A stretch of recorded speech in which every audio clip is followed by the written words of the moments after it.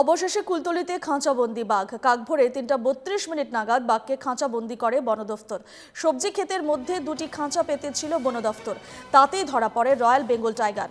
গতকাল বাঘের হামলায় জখম হয় এক বনকর্মী। বাঘ ধরা পড়ায় স্বস্তিতে বাসিন্দারা। অবশেষে কুলতলিতে খাঁচাবন্দি হয়েছে বাঘ। ভোর ৩:৩০ নাগাদ বাঘকে খাঁচাবন্দি করে বন দফতর।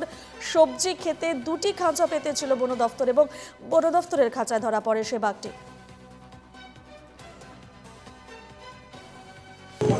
বাঘটা 3:30 নাগাদ ধরা পড়েছে। এখন প্রিলিমিনারি চেকআপটা হবে। চেকআপটা করার পরে যে আমরা দেখি ডক্টর বলবেন কি না কমপ্লিটলি ফিট আছে টু রিলিজ, তারপরে আমরা এটাকে as per instructions of senior officer. বাঘটার বয়স কত আছে? এবং মোটামুটি 10 বছরের মতো আছে, পূর্ণবয়স্ক রয়েছে, মেল আছে।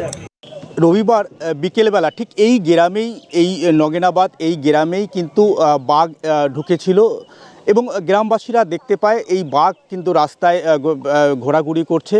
তারপরেই কিন্তু গ্রামে খবর দেয়। গ্রামে খবর দিলেই কিন্তু গ্রামবাসীরা লাঠি নিয়ে সেই বাঘকে তাড়িয়ে জঙ্গলে আবার নিয়ে যায়।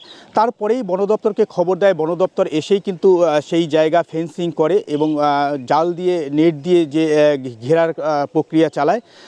সকালবেলা, সোমবার সকালবেলা যখন ফের আবার সার্চিংয়ে যায়, তখনই কিন্তু সেই বাঘ বেরিয়ে লোকালয়ে চলে আসে এবং একজন যে বনকর্মী তাকে কিন্তু আক্রমণ করে। তারপরেই সেই বনকর্মীকে কিন্তু এই জামতলা হাসপাতালে নিয়ে যায়। তার অবস্থা অবনতি হলে কিন্তু তারপরেই কিন্তু তাকে এসএসকেএমে স্থানান্তরিত হয়।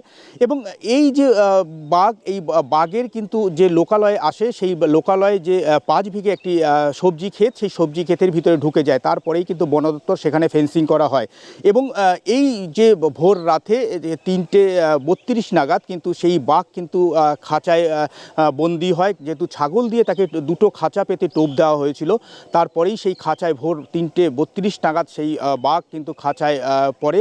তারপরেই বন দপ্তরের কর্মীরা সেই বাঘকে কিন্তু নিয়ে আবার জঙ্গলে ছাড়ার জন্য কিন্তু তাকে নিয়ে যাওয়া হয়েছে। কিন্তু ডিএফও যে নিশা গোস্বামী, তিনি কিন্তু জানিয়েছেন একটি পূর্ণবয়স্ক বাঘ। এই বাঘ কিন্তু পুরুষ বাঘ, এই পূর্ণবয়স্ক বাঘ। এখন সে স্বাভাবিক আছে এবং তার মেডিকেল চেকআপ হবে, তারপরেই তাকে গভীর জঙ্গলে ছেড়ে দেওয়া হবে, এমনটাই কিন্তু বন দপ্তর সূত্রে খবর। কুলতলি থেকে উজ্জ্বল সরকার, NK TV বাংলা।